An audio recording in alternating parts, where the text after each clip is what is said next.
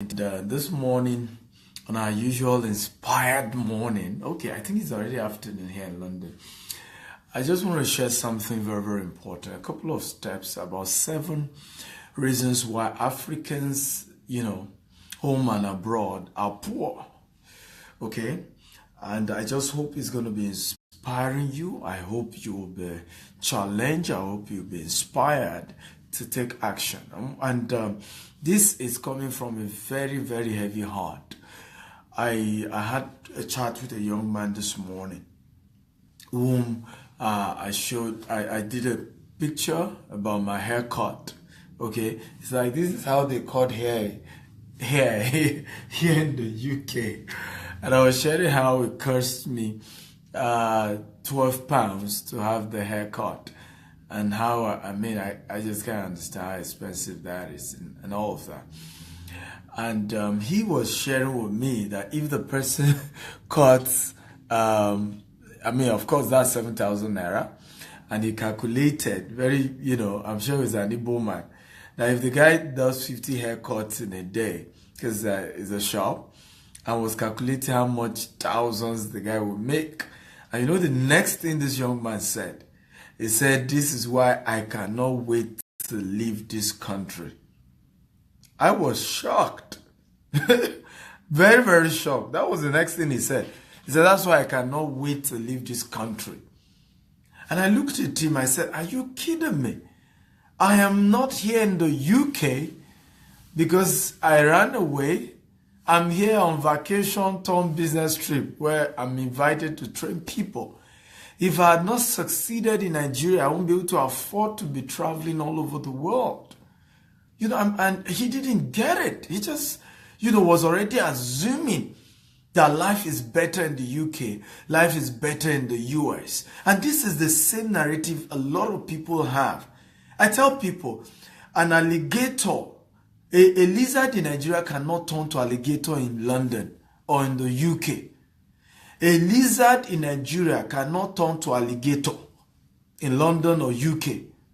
And so I'm going to share with you 7 reasons why Africans are poor, whether they are home, whether they are abroad. Number 1, we are mentally programmed to want to receive and receive and receive without giving.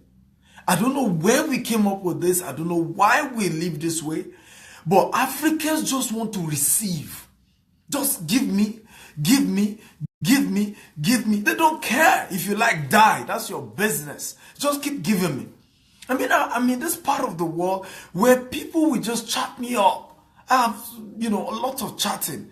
I was in Nigeria. I had this experience in Dubai and it was shocking. Several people just chatting me up. I've been in Dubai. I'm stuck. I thought things were going to be better.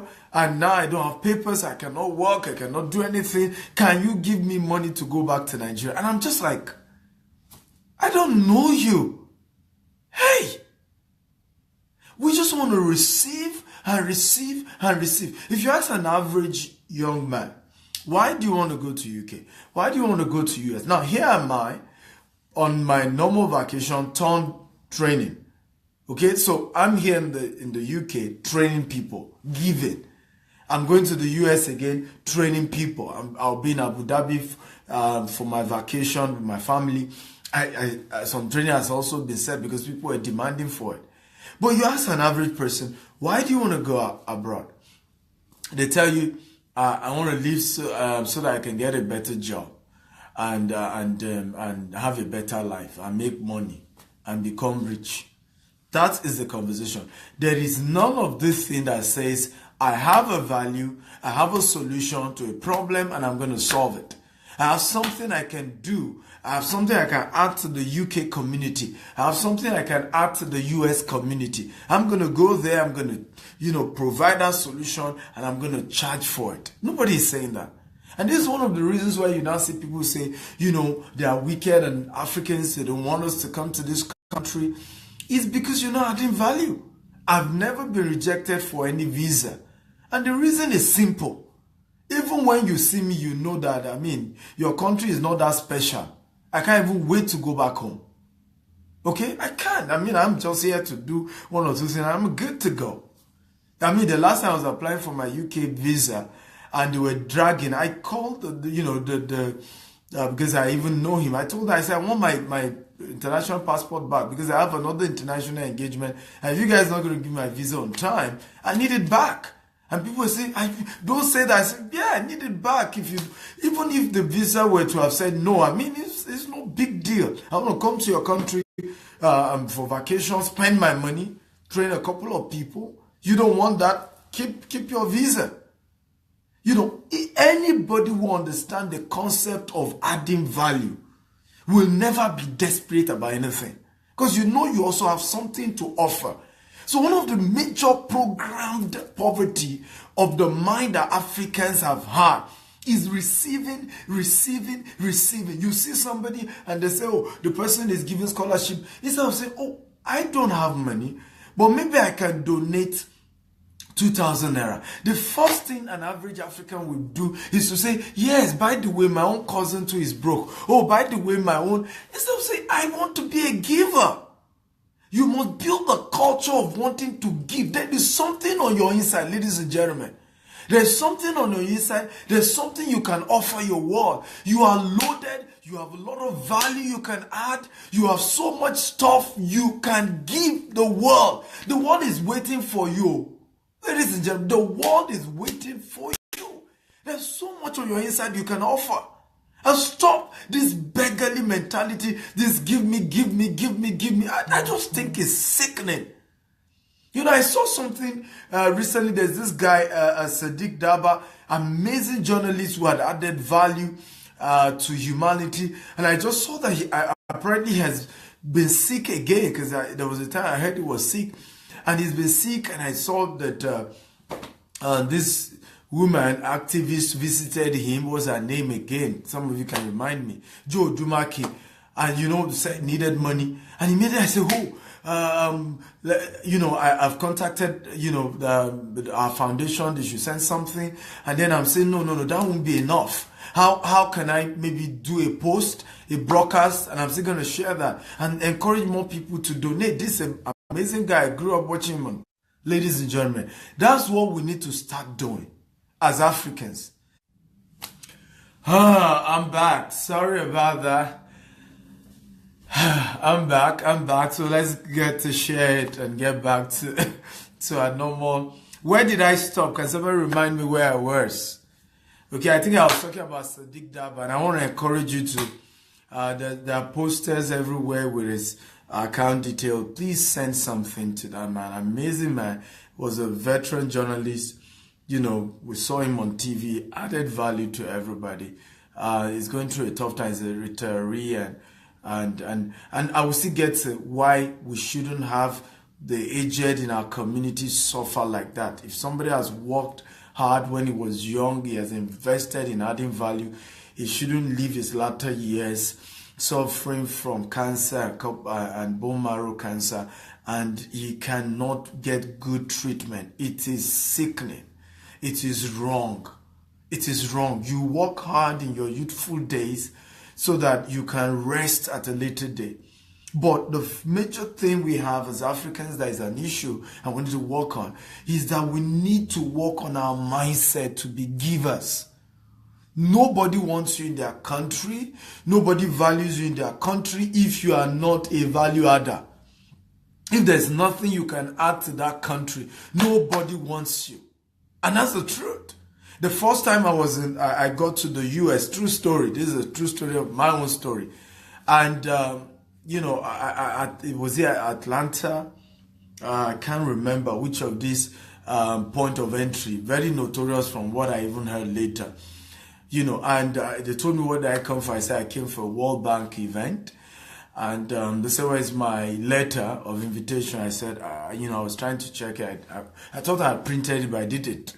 You know, so the guy noticed that I didn't have that. So he put my stuff, my international passport, inside a yellow bag and then called one of his colleagues, you know, treating me nicely. I didn't know that I was already entering Wala. You know, so they took me to a place. I had to call my travel consultant, like, this has happened. they put in a yellow bag, and all of that. He said, he said, from yellow, the next is red. He said, if you enter red, from red, the next place you find yourself is Nigeria. I said, are you kidding me? For what? What was my offense? I said, what was my offense? My topic today is why Africans are poor and how to, overcome the poverty programming. We've been programmed to be poor from birth. Our parents too were programmed to be poor. Actually, it's a programming. Many of us don't know, and I'm going to be opening your eyes to them today. So, the immigration, my travel consultant told me, he said that they're probably going to send me back. Why didn't I have the invitation letter where I was going to and all of that. So immediately I said, no problem, I'll sort myself out. Something in me rose up because, hey, I was coming for an event and I don't have a plan to stay in America. Like many Nigerians do, you say you want to go for something and then you stay there forever. So I stood up and he didn't even call me. I didn't even know that wasn't the protocol. It was later I learned that if they don't call you, you don't even go. So I just walked up to him and I said, excuse me, what's going on here? I have traveled all over the world, in different parts of the world, but I've never experienced where people are stopping me and subjecting me to all manner. He said, don't I have the right to interrogate you? I said, you have the right, but I've not experienced this kind of, ridiculing, I'm just here for a conference. And, he said, well, but because you Nigerians, you say half truth and you say half lie. Something touch in my brain. I said, I'm not an ordinary Nigerian. I said, Google my name. And he said, no, we're not talking of social media, your normal, because normally when you Google people who are active on social media, their social media handle will come up. I said, I'm not talking about social media handle too. I'm talking about media interview. I'm talking about books I've written. He said, books? I said, yeah, I've written books. At that point, I noticed I caught him. I've said something that interests him. So I pocketed my hand. I said, go on Amazon. You're Amazon. You see my books there. And he did. He went to Amazon and then searched my name and said, you wrote The Mobile Millionaire. I said, yes, that's my book. He said, you wrote Survival Instinct. I said, yes, that's my book. That's your brother. He said, you wrote this. I said, yeah, that's my book. He said, obviously, you are one of the most important people from Nigeria. He said, welcome to America. I thought some of you clap for me. Yeah. But the truth was that suddenly, seeing my profile, seeing that I've written books, seeing media interview, they knew that I'm not a parasite. I'm not going to be a parasite in the system. Rather, I'm a value adder. Every country, every human being is looking for a value adder. So number one program that has been programmed to Africans is receiving and not giving. You just wanting to get. Let everybody give to you. You just be the one receiving. It's the same thing we're complaining now. Even about religious leaders, and organizations and institutions. That is not just that churches should collect money, give back. Now, I'm not the extremist. I also have the other version I'm hearing where people are saying pastors shouldn't live a good life. Okay? What the scripture says is that they are entitled to double honor. If somebody is praying to you and ministering to you in spiritual things, you're supposed to minister to him in carnal things. It's scriptural. We must be givers. We must support our pastors. We must support the mission work. But when a pastor now become a receiver all the time, give me, all is after is receiving and receiving, God's lay in my heart. Somebody here, you have 10,000 pounds, bring it now. Now, these are rubbish. Now, again, like I said, I like to balance things because I've seen the extreme. I don't like anything extreme. You must be careful, and many of us need to be careful. These are tough times, and we have to be careful. Those who are too extreme and telling you churches are the problem, okay, and the only problem you are facing, they are extreme. They are not saying the truth. And of course, those other religious leaders and pastors who are also after just taking people's money, living extravagant life, and not thinking of how to add value to people, they're also the extreme, and it's senseless. So what do you want to do? You want to be in the middle, right? Like me. I'm in the middle of the conversation, which is we should be givers. We should impact lives. We should reach out to ministry. We should expand the work of God. But we should do it with credible people. We should do it with people who have antecedent. We should do it with people we know have genuine calling. Is this making sense at all? But the first thing we must be delivered from is the deliverance from receiving. We must be givers. Start giving. That's why our churches are filled up. What are people looking for in those churches? A miracle is coming your way. This week now, money that you didn't work for will come. That's not true. You have to work for the money. Any wealth gotten in vanity will diminish and will perish. It doesn't even add value to you. Haven't you seen people who won lottery? All this lottery and lotto. And how many of them, their lives end up getting worse than it was just because they did not use it well. They got the money in vanity. They didn't work for it. And they went into drugs and they became drug addicts. So God didn't want you to get money you didn't work for. God wants you to work, but his blessing will come on it, and that the little effort you put in, you get better result, even more result than you have put in. That's what the anointing is for. Okay? So, number one, the programming you must be delivered from is the programming of receiving and not giving. It is against the law of God, it's against the law of nature for you to be a receiver. You must be a giver.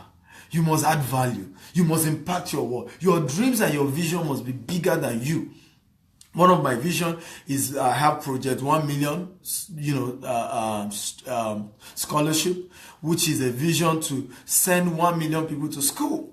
Okay, I mean, for the past 9 years we've done over 3,000.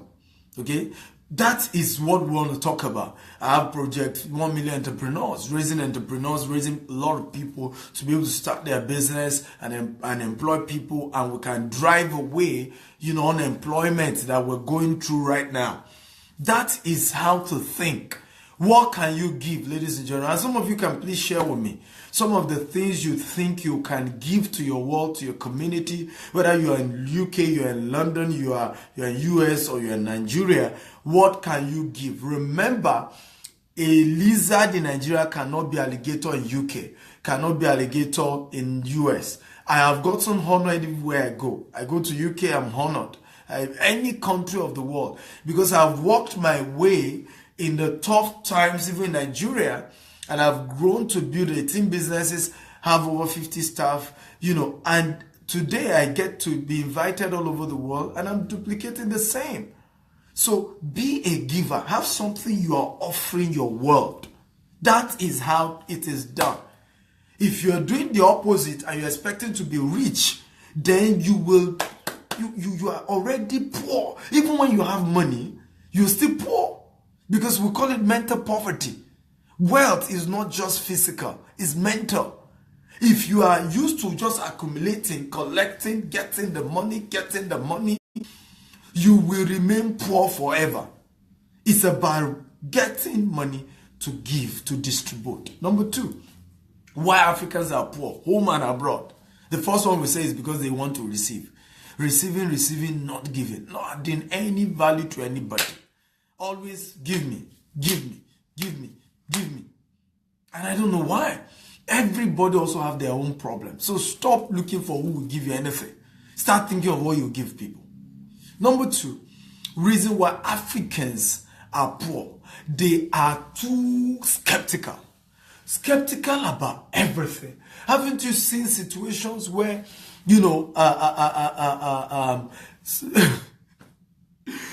probably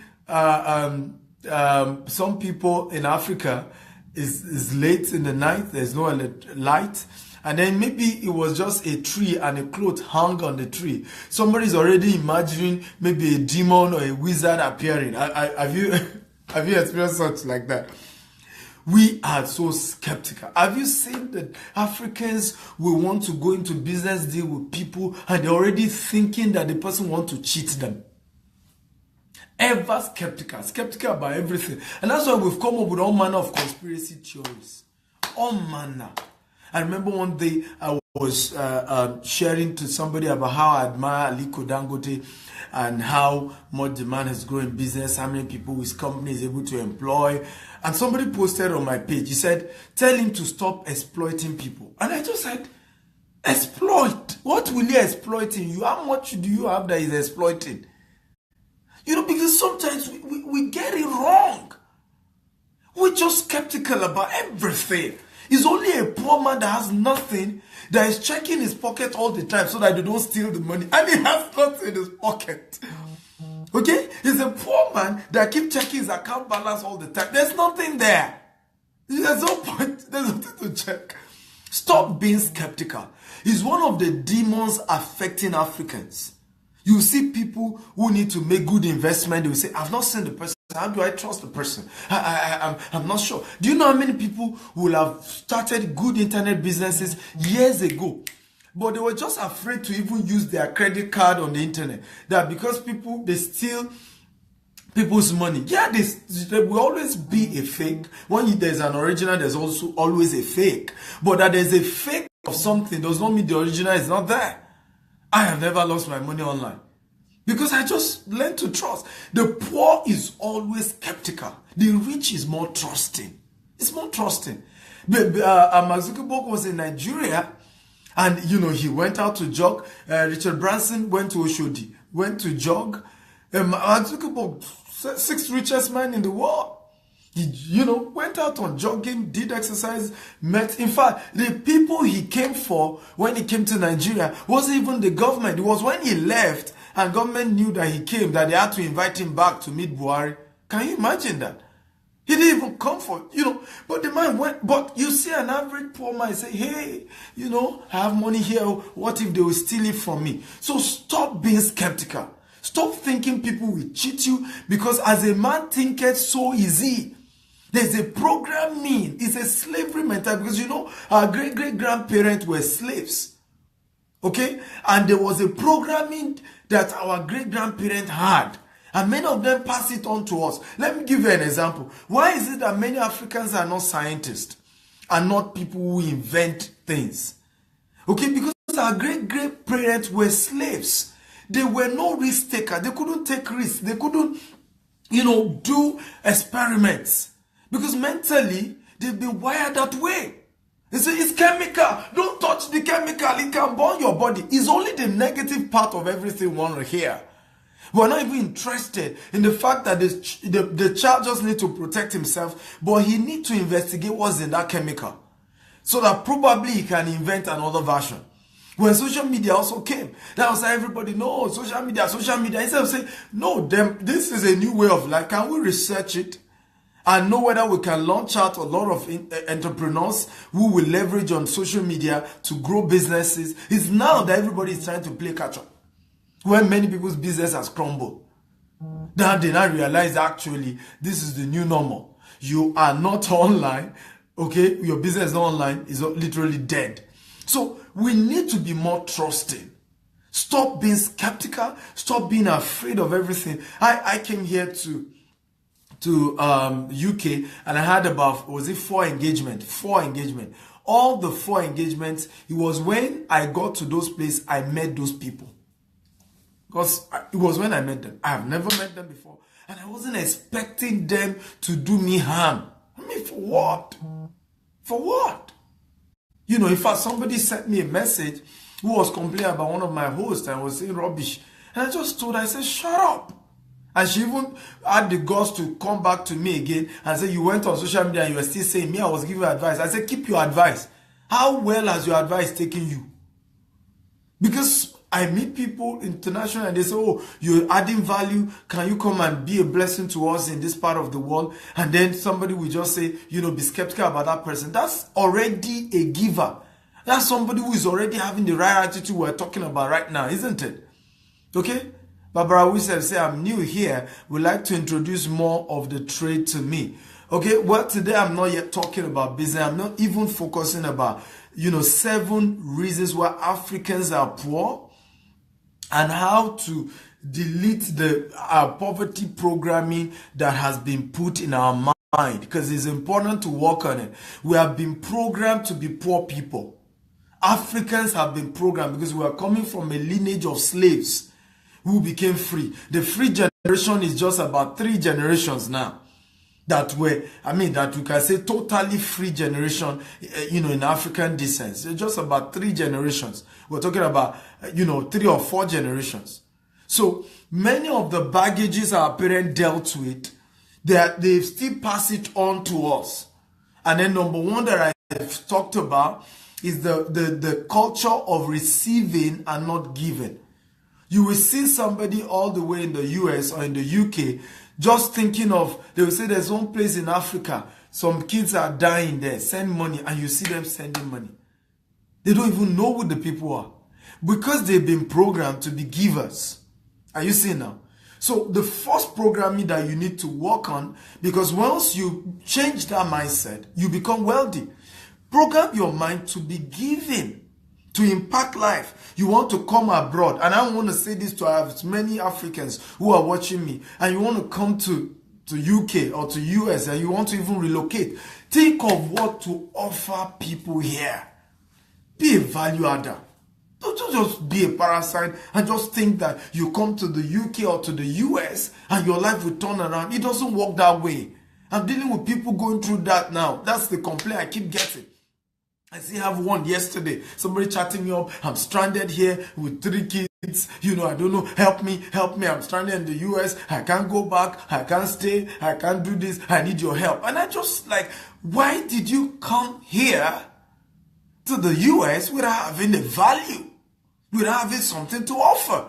I met another young guy. He wanted to relocate his himself and his brand new wife, just got married, to the US. And I asked him, what will you do? He said, I don't know. But they said, US, that's where things are working. Hey, stop it. If anything, think of what you can give that community. Number 2, we've discussed, is that stop being skeptical. We are too skeptical. And that's why we've not evolved. That's how some people want to even do you good. You're already being skeptical about the good they want to do you. That why will anybody just like me? Why will somebody just want to help me? Why? I've met people like that too. I don't know whether you have or I have. Where they will just be saying that I don't trust his intentions. I think he's looking for something else. I don't know if you have had that experience. And that's a poor man's situation for you. A poor man, he's always thinking that people are after him. He's always thinking people don't wish him well. He's always thinking, and that's why the poor man is one looking for witches where they don't exist.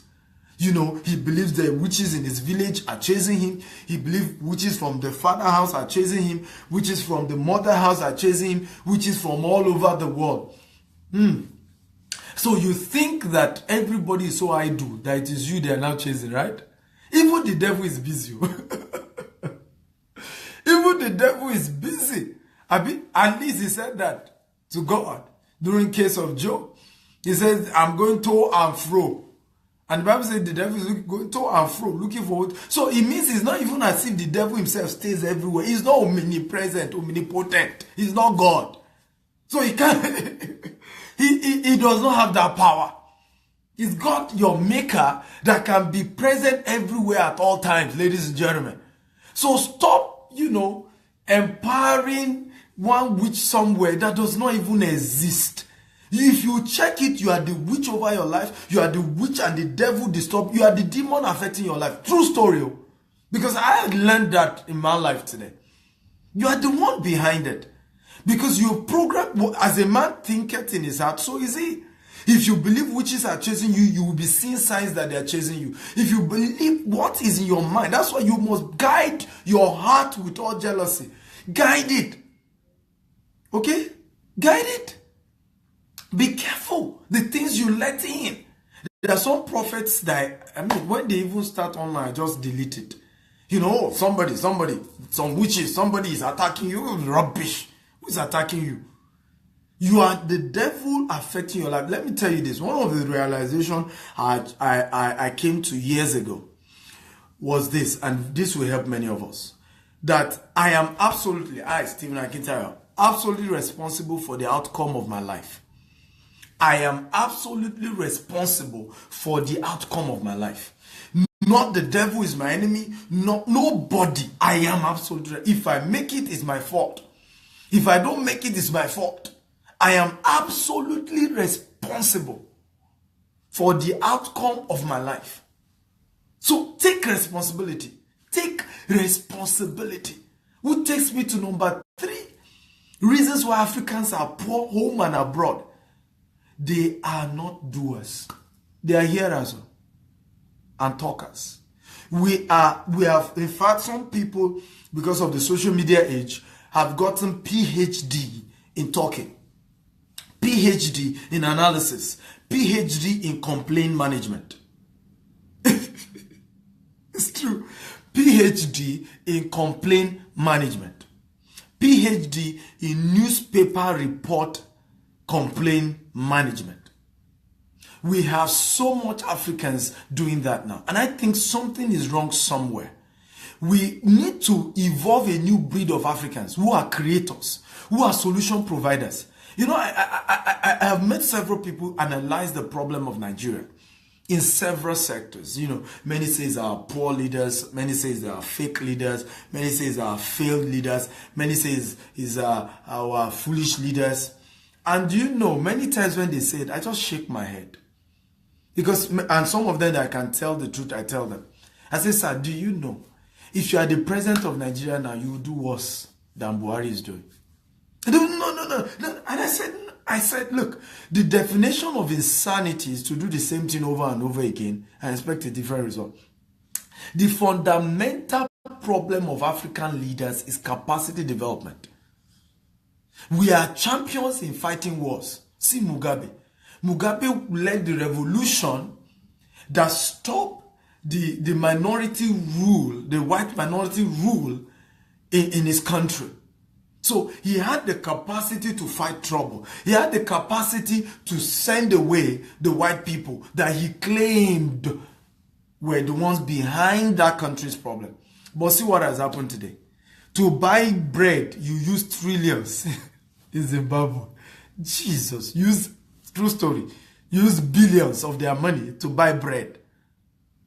You see, a man who can fight, who can complain, who can analyze, but does not have capacity, but is not a doer. Look at South Africa, the same thing. And I think this was probably one of the things that Nelson Mandela realized that made him to only serve for one term.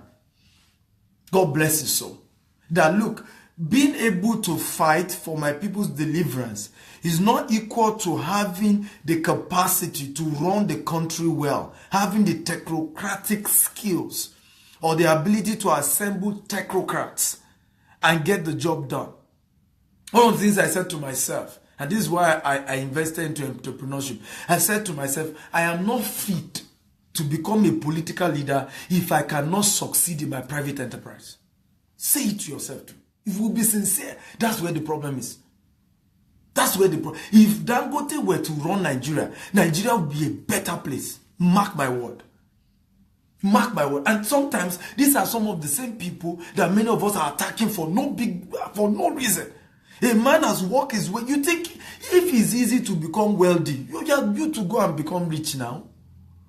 Oh yeah, go. I mean, if it's that easy, because sometimes we come up with all these conspiracy theories about the rich, that it just doesn't make sense to me. If it's that easy to become rich, go and do it. Meanwhile, these are the set of people we actually are supposed to celebrate. Because if we get more, you know, I'm not talking about so-called rich people that were politically rich. Or I'm not talking about that. They stole money and then now started buying investments and all. That's not what I'm saying. No. I'm talking about people who have always been in the private sector all their lives, invested in growing their business from zero to hero. That's the kind of people I'm talking about when I say rich people. Okay? So, because, thank you, Mrs. Oriyomi, because you can only give what you have. I believe Nelson Mandela realized this, and that was why early he pulled out after one term and say, you know what, keep the country, let other run. Because you can see what Jacob Zuma is doing. You can see South Africa, there's joblessness. People don't have jobs. People are going through a tough time. And we have now started xenophobia and all manner of rubbish. Okay? And sometimes we have this mindset, the white people hate us. The white people, let me say this, and you can quote me any day, anytime. If I ever go into politics, and I become a president or a governor, and I need to do something, and I have not found a Nigerian with the capacity to execute it. Not I mean capacity to do it, I mean, let me give you an example. The fact that somebody is an engineer in a train station here in London does not mean he knows how to start a whole train station business. Can I say that again? You know, the fact that somebody is a top engineer here in London, has been in London maybe for 20 years, does not mean he has capacity to start a train station business and run it well. Dubai transformed because, and you need to hear this, because they looked for people who had the skill in the areas they needed to develop. They got those people and talked about transfer of skill. Let me give you an example. Do you know that Dubai Aviation, United Arab Emirates Aviation, is run by a British? How many of you know that? It's not run by an Arabic person or an Emirati, like they call it. It's run by a British, a British guy, white British guy. Several of their sector is run by people who are outsiders. The architectural master plans and buildings and stuff are usually done by British, sometimes French architects. So the only thing they insist on is to domesticate that whole process, put in our own Arabic feel. So if I become a president today, if I get a white man who has the capacity to run our textile industry well, to run our manufacturing industry well, I'll get the person. We need to... Hey guys, are you still here or you've left me? Oh, thank you so much. People say I'm on point. But we need to say this. And I think today I just wanted to really, really pour out my heart. And I want you to share this video. Let it go viral. Let people hear this. We need to be sincere with ourselves. I grew up in a little community called Jeba in Kwara State. If you know the place, can you type, I know the place? And in Jeba, they had this paper mill. Okay, not too far from Jeba, we also have Bashita. Bashita had a sugar mill. The paper mill in Jeba and the sugar mill in Bashita were run by Indians in the 60s and 70s. And then Nigerians came with this concept of, we want our own, we want Nigerians to run the sugar mill, the paper mill. Why must it be that it's foreigners that are ruling us? You see, the slavery mentality we have. Instead of saying that who is the expert. Do you know that same slavery mentality is the same thing affecting us now? Where we have changed it from white to no. Why must an Hausa man rule us? Why must it be an Hausa man? Must it be the North that will always rule us? Can't we the Southerners rule? You see, we started it again. Huh? We started it again. And that's how we want to divide Nigeria. And we're telling ourselves lies, pure lies, pure lies. Is your governor not from your locality? Is your local government chairman not from where you are? Why has he not turned that place around? Why must he feed you lies and you accept it? Why must he feed you lies and you accept it? That is a mediocre. That his brain is not working. Listen, many of the so-called leaders you call political leaders, mentally they are zero. They cannot create anything. They are empty upstairs. Their brain cannot turn. If you cannot turn a 100 pounds, okay, to 10,000 pounds, to 100,000 pounds, you're not fit to lead politically. Because you won't even have an idea of how you can really turn the little resources your country has that you're generating from oil and diversify it and, and expand your businesses and turn things around. You won't be able to know how to do it. So we throw sentiments around. So that was how the Indians were chased out of the power, Jeba sugar mill, paper mill, and then Bashita sugar mill. Guess what? All those places are gone now. They are all gone now. Those companies have folded up. The people who were employees there no longer have jobs. Those communities are now poor communities, broke communities, because we insisted, we wanted, let's have our own people.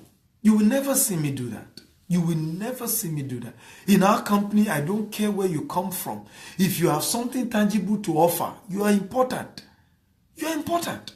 One of my former GM one day said to me, sir, it took me years to know what you like. He said, result. He said, if anybody wants to be your best friend in this company, you should just get result. He said, if the person has result, you will like him die. And that's me. I don't care who you are. You can be white, you can be yellow, purple, green. If you have something tangible to offer, let's be friends. That is one of the major challenges we're facing, which is we are not doers. So many of you will type here with me. From today, I make a vow to be a doer. Can you all type it now? I make a vow that I'll be a doer. I will find something. He said, whatsoever you find doer, it shall prosper. When God's blessing comes on what you are doing, it will prosper, ladies and gentlemen. When I started speaking as a speaker, running conferences, speaking at events, I started with a team of my first training, less than 10 people, and people wouldn't come. It was free. I'll be begging people to come, but do it excellently. I kept at it. I kept running my trainings. I kept running my empowerment trainings. Today now is a global enterprise, training people all over the world. You see? So find something to do and do it well. Be a doer. That's number 3. Be a doer. Be a doer. Be an executor. In fact, we have a camp meeting coming up very soon, and we'll call it the Intelligent Executor. That's the title of the camp meeting. The Intelligent Executor. That's the title.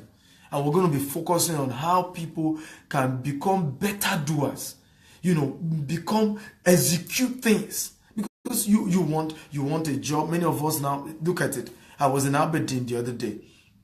And again here, even in London, what I realized is that a lot of people is either they finish masters, the least person has finished masters.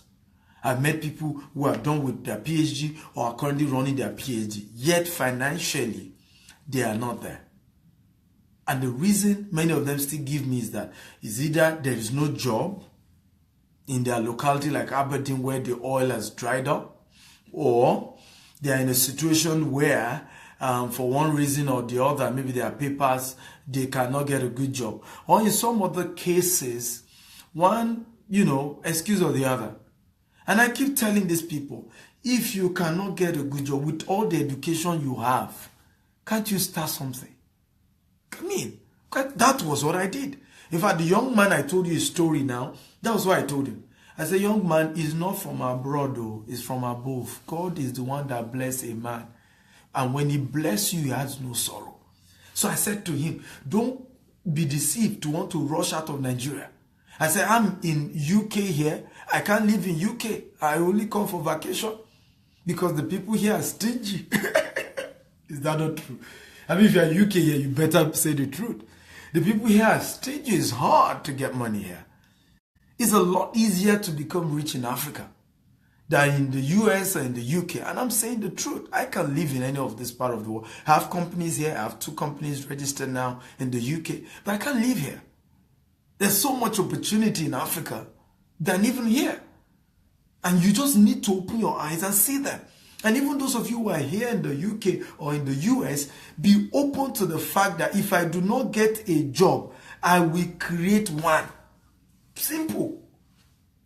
Simple. Even if you have a good job, begin to open your medulla oblongata to say, I want to have multiple streams of income. Because 20 years from now, 30 years from now, I'm going to be asking myself, what have I achieved? When I meet people here and I say, how long have you been here? The least you hear is 10 years. An average person has been in the US or in the UK 10 years, 20 years. And I said, do you have a house here? Say, things are tough. And it doesn't make sense to me. I can't live in UK or US. In 1 year, I have my house. In 1 year. Here in the I'm not talking about house in the village. Here, I will have my house. Here. Here. What are you talking about?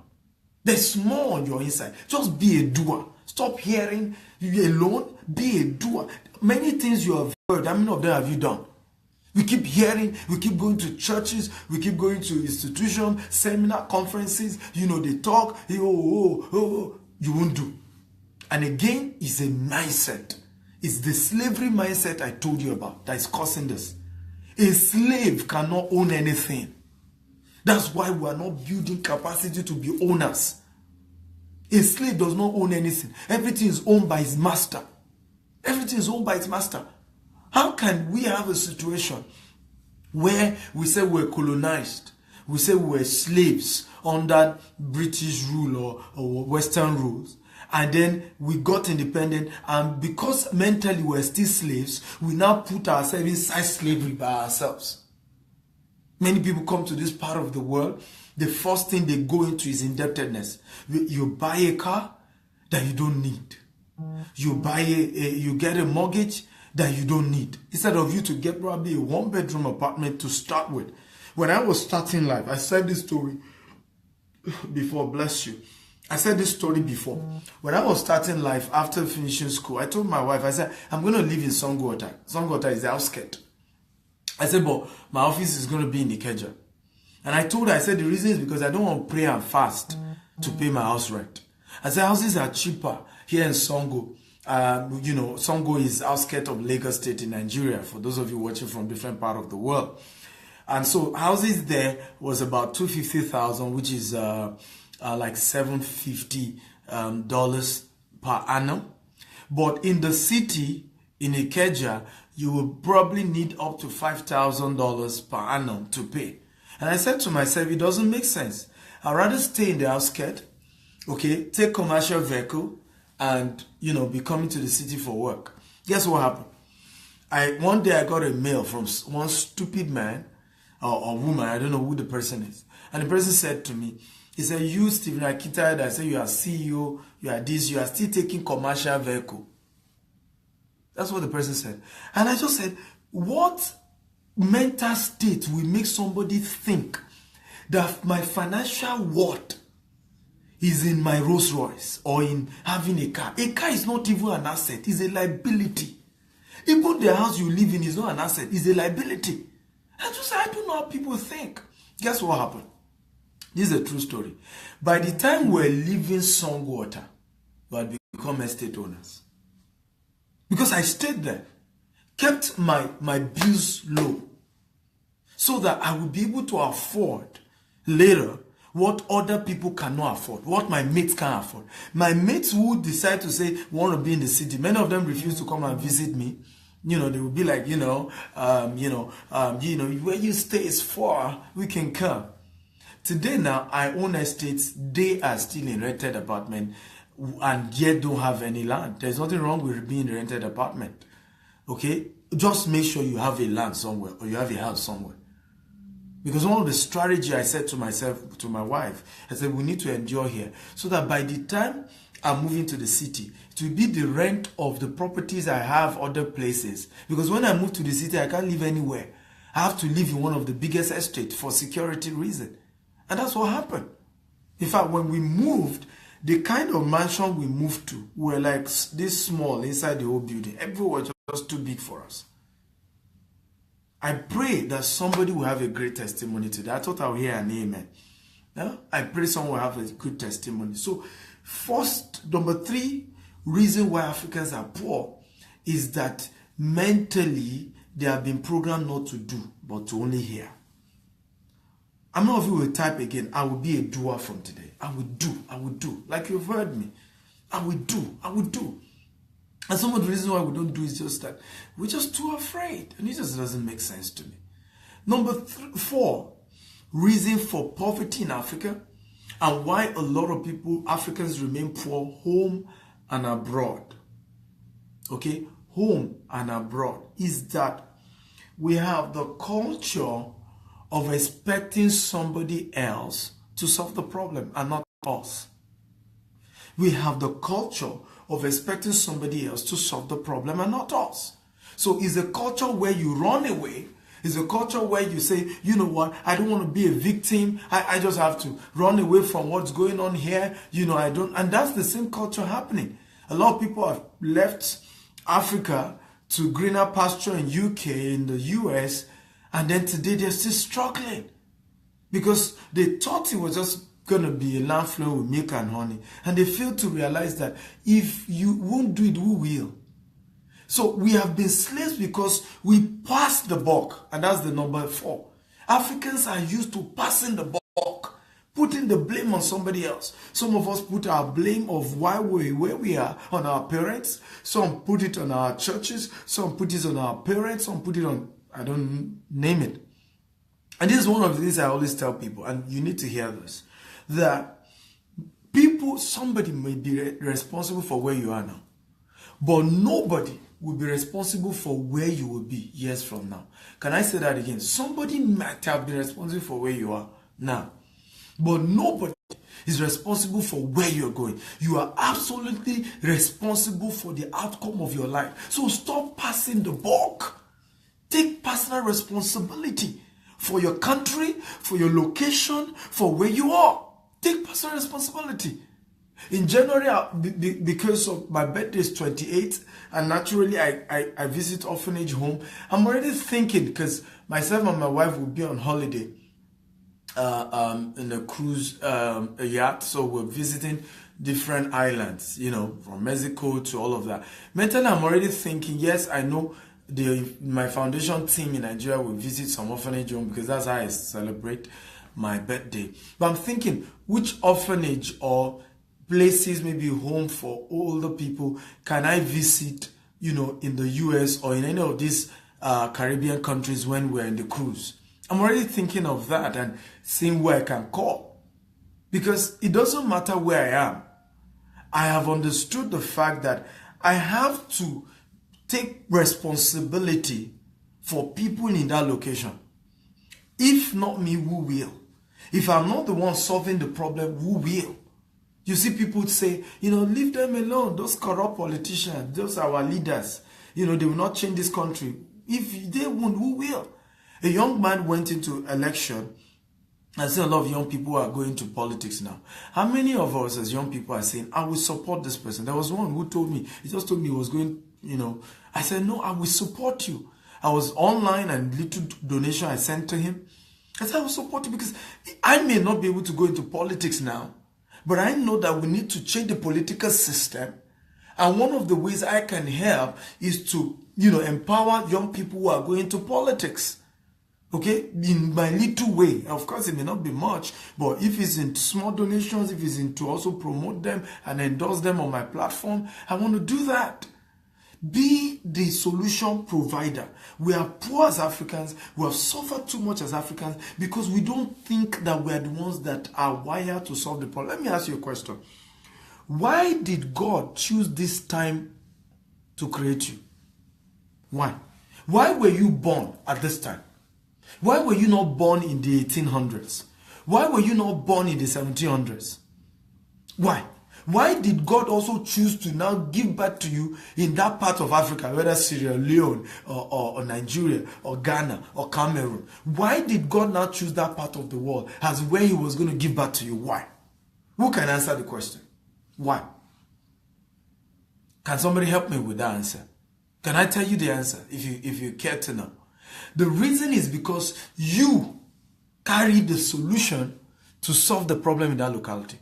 God had loaded you with the capacity to solve the solution in that place. That was why I rose up one day and I said, I hate the way I'm seeing my brothers. I hate the way I'm seeing my fellow Africans suffer and people graduate from school and there's no job. And I went through that process. I printed 100 CV. Nobody was willing to give me a job. I had to go and start my business on my own. And I said, if I can only help 1 million Nigerians or Africans or Africans basically, I will have influenced the change in Africa. Because if those 1 million people, okay, employ average of 30 people, we have simply created 30 million jobs. That will go a long way in reducing the poverty line. Probably in a few years' time, from some of these other 30 million people, half of that or less than that will also go and start their own business, and we can solve the unemployment issue in Africa. Why am I doing that? Because I just took responsibility. I believed I was born for such a time as this because I carry a solution for my generation. How many of you will agree with me today that you carry the solution to the problem in your country? Even those of you in the diaspora, you owe it to your fellow Africans to do something about what's going on there. Even if it means starting a blog that will expose corruption, even if it means, starting an organization that will entrench transparency, even if it means starting a whole, agency that will support credible politicians. Okay, even if you are in the UK or you are in Netherlands, you are in the US, you are in Canada, you are in Italy or wherever, God placed you there to save your people. You are responsible for them. So what are we saying as number 4? Stop passing the buck. Take responsibility for what is going on in Africa. Yes, the Obasanjo generation, Buhari and all of them generation that still don't want to live there may have been responsible for the mess we have now, but you and I owe it to ourselves to clean the mess. If nobody does, we will. Because we will grow up in the mess. And we will now end up giving excuses to our children. And we shouldn't do that. So every one of you hear a young man in Africa and you check his antecedent, he's doing well. Whether you believe in the party or not, support the man. You heard a technocrat is doing something, support the person. I didn't know Akinwumi Ambode from anywhere. Akinwumi, the former Minister for Agriculture. But I saw the things the man was doing in agriculture. I just became like his online fan. Every time I just talk about him well. Because if people, let me tell you one of the reasons why a lot of African leaders are wicked. Can I say the reason why? We do not celebrate our heroes when they are alive. That's why they go bad. Because they realize that even when they are doing well, nobody will celebrate them. So what's the point of doing well? When you are seeing people doing good, your own part, whether you are in whatever part of the world, can just be to say, I will start a movement to begin to highlight 10 outstanding Nigerians, Africans, okay, Ghanaians, Togolese, Sierra Leoneans, South Africans or whatever, who are doing well. I'll begin to point the light. So that we don't keep saying that all Africans are bad, all Africans are not good, and if you say an African guy, there's something wrong with him. One of the things I said to people, I said, everywhere in the world I travel, I'm going to be training because I want to build a brand as an African expert, as a credible African who can be trusted and you can do deals with him anywhere in the world.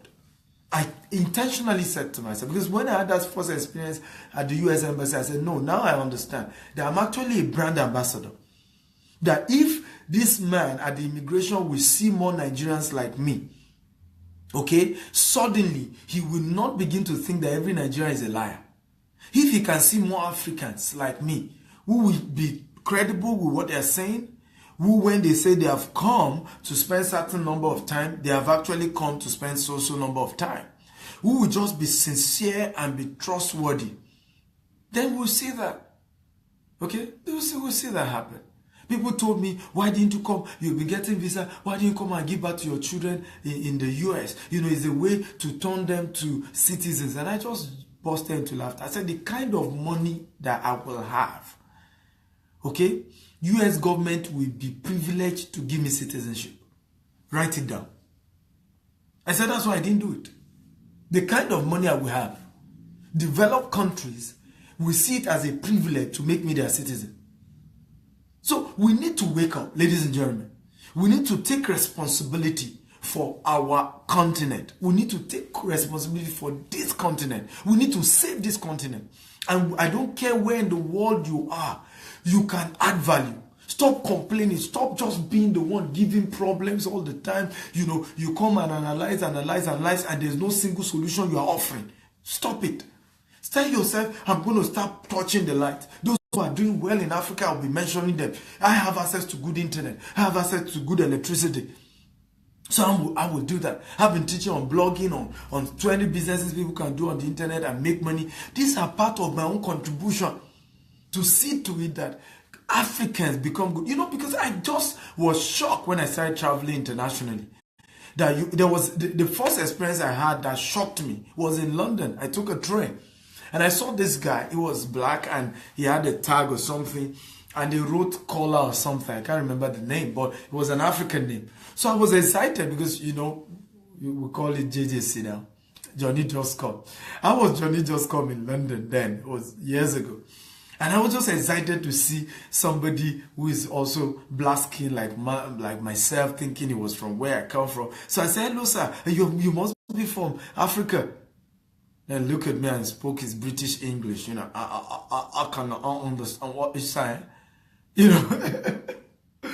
So, it was a big shock to me that I had to start talking to other Africans here and say, guess what happened to me? I was trying to talk to somebody and the man busted into laughter. I said, it's real that Africans who don't have a good job here don't always want to identify because, they don't know. You may know somebody that knows them and then at some point say, oh, this, I met this guy, was working in the train. I was just like, for Christ's sake, what does that mean? Okay? If you're not proud of working in the train, then stop working the train. Go start your business or something. Okay? Or go get better job or get more degrees or figure it out. There's always a way out, ladies and gentlemen. But I was shocked. So, you go to hotels. Instead of Africans owning the hotels, they are the one that will clean the place and be at the door. I'm not saying that's wrong, and don't get me wrong. I will rather support a man who is working hard, because I teach people, I say this. I said, look, God forbid, if I financially go bankrupt today, if I need to carry cement to feed my family, I'm going to do it. There is dignity in labor. And it's part of what I'm going to go to later. It's part of what I'm going to talk about. So there's nothing wrong that you're driving a cab or that you're doing something. There's nothing wrong with it. But you see, if you are doing that for 10 years, you're doing that for 20 years, you're doing that for 30 years, something is now wrong. Something is wrong. Because you're supposed to grow and graduate. When I started business, as a young man trying to fend for myself, I used to sell popcorn on the roadside. Buy popcorn. That's a true story. Buy popcorn. It was a phase, and I never felt little. That was why I was surprised that man wouldn't identify with me. I didn't feel I was in any way disenfranchised, or I didn't feel like I was small or inferior. It was even people that didn't want to associate with me, but I felt I was proud that at least I have a job. I have something I'm doing. There's dignity in labor. And I knew it was a phase. And I knew that a time will come in my life when I will have grown beyond that part. And is it not happening today? So there's dignity in labor, and don't get me wrong. But when it becomes situations where we as Africans are now the ones branded and labeled to be the one doing the ridiculous job, and we can't have some of our people who will begin to own those businesses, who will begin to have properties of their own. I'm not saying mortgage, you bought it. Pastor Matthew Ashimolo was sharing some days ago, and I really appreciated that message because he said the church bought a property. The other churches weren't buying property, but they bought the property for £100,000 something. And this year or so, they sold that same property, and it goes for £3.5 million. What they bought for, I think, £172,000. Years later, less than 20 years later, now going for £3.5 million. That's how. He said when they got to London, they started their church. In 9 months, they got their property. I want to encourage you, because I'm a realtor and I believe in real estate. Get a property for yourself. If you don't want to get it in Africa because you don't trust Africans, you don't trust Africa, buy something here. Go for trainings here on real estate. Okay, you can even use the credit to get real estate. A lot of people have grown real estate with credit. I've met people here who are doing well. One of them, Dr. Chris, who hosted me. She has a big lot of property, have schools everywhere. And in just less than 20-something years, she's amassed amazing wealth. In fact, the local county normally fight property from her. This woman, she will soon come and buy it. Let's quickly buy the property. That's the kind of things I want to see Africans do. And I want more. Because when we have more Africans doing that, then we'll redeem our image. We will no longer be seen as the scammer, as the Yahoo boys, as the guys who are nuisance to the community, who are the ones that are always loudest and just not contributing anything tangibly to the society. Something happened on Saturday. I finished my training, the Switch International training, and I heard the wildlife is around, and they were doing wildlife. I wanted to relax, and I went there for a wildlife. True story, and you won't believe it. I was at the VIP seat. There was another side where artists were sitting down, and then I think Agudai was the one performing, and I don't know how the person used the technology. He was just interrupting the mic, so you'll be hearing somebody else talk aside the man holding the mic, and you just almost messed the event up. And at some point, we had to say, "Who is doing that? Stop this now!" And the guy was saying, "No, so lady, she's a backup. She's supposed to sing. They didn't allow her sing." Just interrupting the whole event.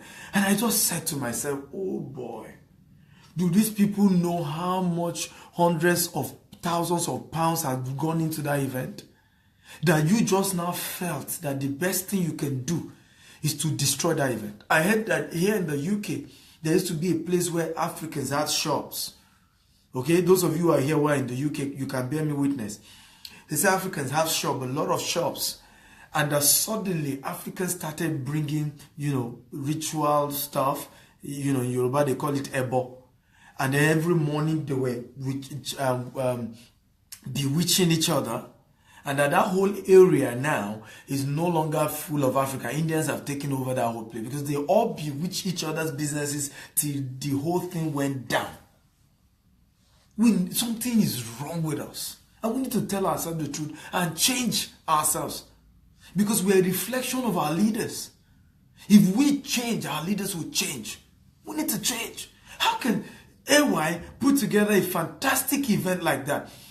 One of those people that you can say will make, is a good ambassador of Africa.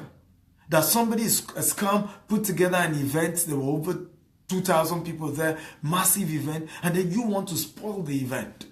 And you think you've done something good. You think, because they didn't allow your girlfriend to perform or something. We need to wake up. We need to wake up. We need to wake up. We need to take personal responsibility for Africa. You can change this continent. You have all it takes to change this country. Let me announce this to all of you. Africa, we know that I came. And this is not boasting. This is not games. Give me time. Africa will not recover from the fact that a man called Stephen Akita was born. We are going far. The things God is going to be using us to do in this time, we're going far. Africa, we know this guy came. So, be friends with me now. We're going far.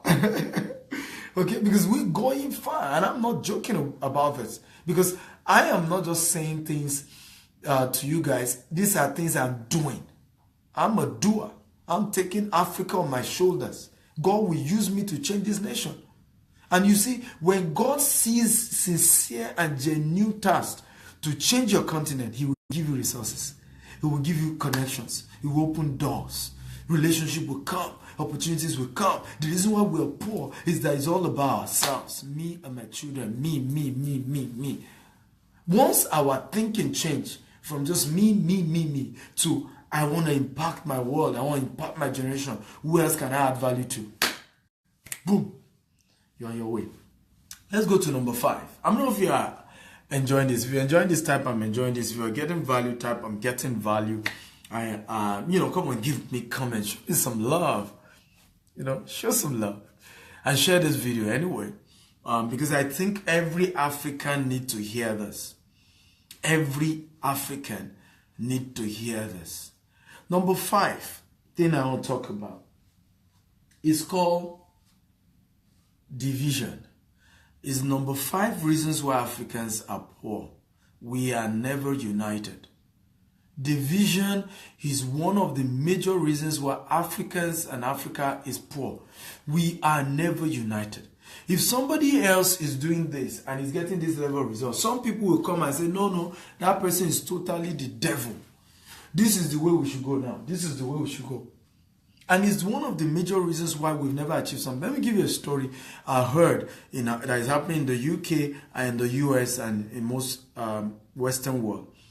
There are, two major categories of people, or 3 categories of people who are also from the developed countries. We have the Africans, we have the Indians, and the Pakistanis, so we can say Africa and Asia, right?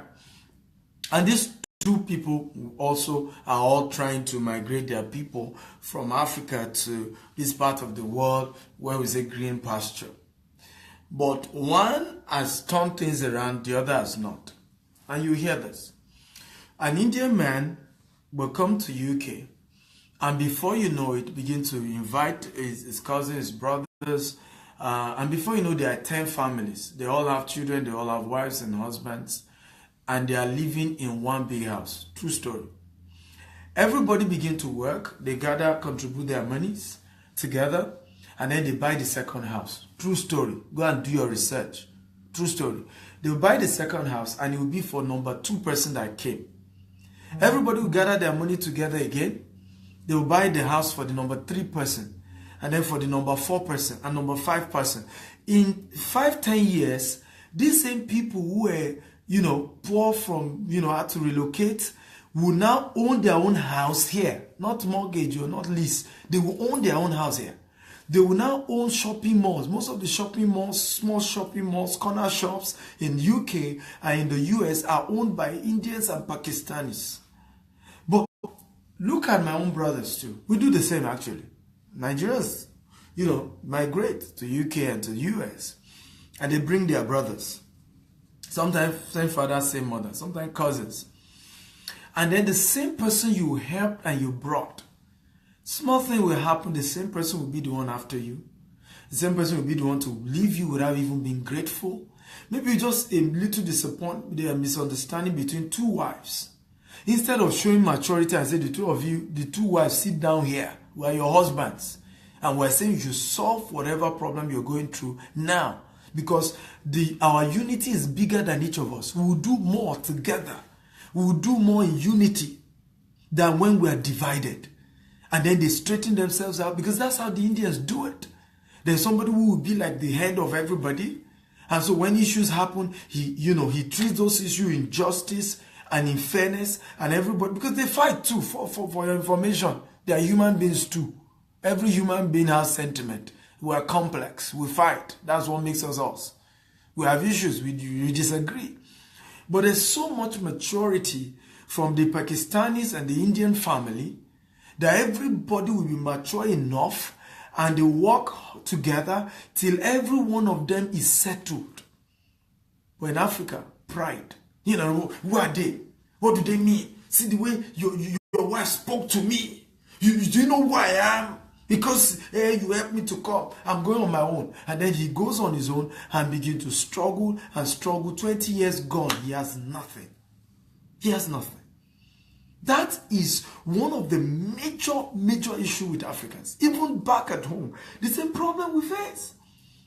The same problem you face. Somebody invests with a Pakistani and things didn't go well, they will just sort it out. Oh, sorry, you've given me the proof. Let me give you a story of my very dear friend, who they're in Nigeria. The 2 of them are Indians, and they run a big company. I'll not mention the name of the company. This company turns out 1 billion to 1.5 billion every month in sales. And the owner of the company, who is the chairman, got this other guy who is the CEO, but they are also both Indians. And suddenly something happened. They started having some losses. Some of the marketing managers in different branches, didn't remit their money. And the chairman came, they had the board meeting, and he said, you are the CEO. I'm disappointed that all this went happen under you. Meanwhile, this CEO was the one that launched them into, in fact, all their current product. It was this man who created them, because he did a lot when it comes to product creation, expansion. But when it comes to, being checking out the marketing guys and the accounting people to be sure things were done, he failed in that area. And the owner of the company said, my brother, you have to resign. He's also an equity owner. Do you know that this guy resigned and they talked it out? Okay, what do you want to do now that I've sent you away? And the funny thing, they were in-laws. They were in-laws. So what do you want to do? He said he will start his own company, and he requested for space in the same company to start his own. Requested for space in the same company.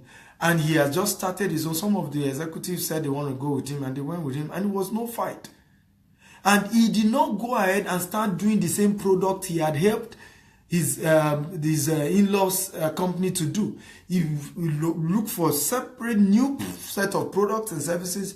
He was managing that one's office temporarily, and then I'm sure very soon it's going to go somewhere else.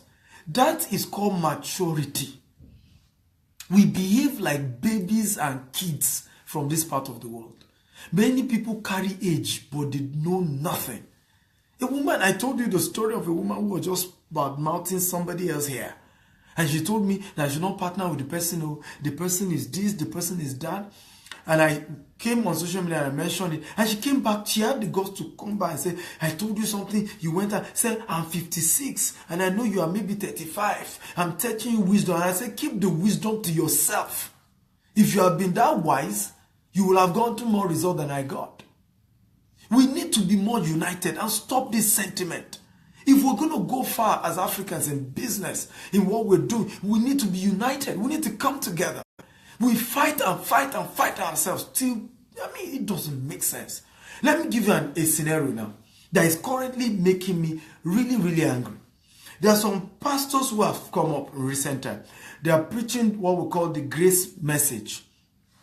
And they said these other people who are preaching, prosperity message are foolish and they are teaching rubbish. But by the way, before grace message, there was also another message. It was the holiness message. For your information. So that you know where the world has moved in terms of the faith, the gospel of Jesus. Before the holiness message, we have had other ones who were the Methodist, who pulled out from Catholic. So we have had errors when it comes to the body of Christ, where some people just come up and say, these other people, they are wrong, they are bad, they're just crazy. And we have these people come up and they say, you don't need to tithe. I don't have a problem with that. If you can prove to me that people shouldn't tithe, no problem. Abi, it's each person's choice. If you feel like tithing, go ahead and tithe. If you don't feel like tithing, it's your own business. But it's so bad that some of them will show videos and say, this man called so name, he's a fake man of God. Come on, cut that crap. You're bigger than that. I agree many of the things that some of these people are saying are true. That a lot of pastors are doing fake miracles. A lot of them are practicing witchcraft. And they will say they are healing people. They are setting the poor free. They are doing, you say you are doing healing and then you are using, neuro-linguistic programming and all of this rubbish. We know. We know. And we've known over the years. And this is not new. It happened even the time of Jesus. It happened during the time of Paul the Apostle. It is normal that when there is original, there will be fake. But don't call names. Don't call names. I'm told that some of them, they are pulling their videos down. And I support it. Don't call names. You can go ahead and say, these people, this method of doing healing is wrong. It's not scriptural. I support you. But don't call names. We need to be united. We need to be united. Because in the day of battle, who will defend you? Who will defend you? We need to be united. We will, of course, need to talk about what's wrong in the system. We need to challenge. I get so sick by a lot of this, I call them fake pastors. Many of them just all about money, taking people's money, living, they don't even care about the members. Right? I agree with you on that.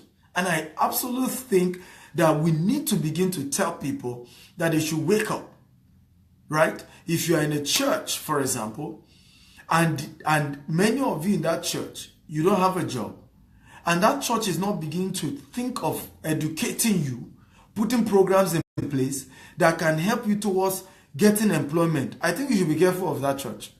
If you are in a church and they're saying just bring your tithe, just bring your tithe, they are not thinking of how to educate you on how to grow your business. I know of a church now that for a while now they've been preaching about how to become a CEO. God bless that man of God. God bless that man of God. Because these are real people who are adding value. But my point is, whether you're going to fight, you're going to say, I don't believe in what that person has said, or I don't believe in this, we need to be mature people. So you don't come and then begin to say, this person is fake. I know he's fake. This other one is fake. This other one is from the devil. This other one is... Come on, let's stop that. We are mature than that. Wake up. Wake up. And stop this nonsense. We're bigger than that. And because the same thing we did with our businesses. When you look at the UK, yes, when the major migration started, when Africans started leaving from their country for greener pasture in the UK, many of them went into business. But it was disunity, it was fight, it was things like this that brought it down. In fact, do you know how many halls, many Nigerians who opened event centers was closed down in UK because somebody has a hall, rented it out to a Nigerian or to an African, and then suddenly, they're going to fight themselves.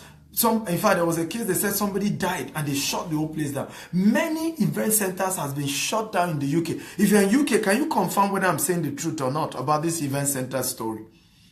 Many event centers have been shut down. Before now, in the UK, you come and you need a loan for your business. Once you have fulfilled the requirement, it's done. In fact, there was a bank I wanted to open an account. And when I mentioned the volume of transactions that will be going through there,